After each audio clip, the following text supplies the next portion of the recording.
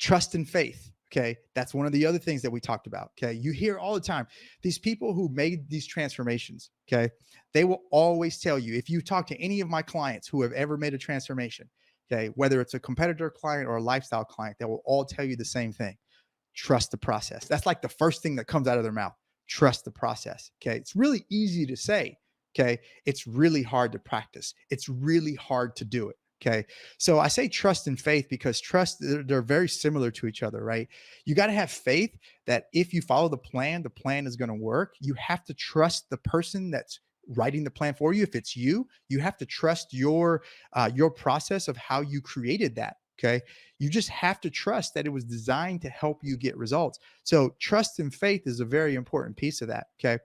Um, in fact, it's such an important piece that in our consistency phase, I was telling you about that earlier. One of the statements that we use, one of the rules, one of the laws, one of the commandments, maybe that you say is trust in this statement. Okay. And I say it just like this: trust in this statement. If I do the right things will happen every time. You have to believe that to your core. If I do the right things, and the right things are what's on my plan. If I do the right things will happen every time. Okay. Now it makes sense, right? If I do this and I do this, it's going to equal this every time, right?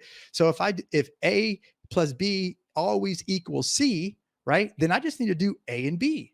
Okay. The problem that we get into is we know A plus B equals C, but for some reason we start to overcomplicate it. Well, what if A plus B doesn't really equal C? What if A really isn't A? And what if B really isn't B? And then we get ourselves all confused. Then we're like, okay, maybe I just need to change it to C and D. And if I do that, maybe I'll get C. Like what? That you just reformulated everything. You didn't trust the process.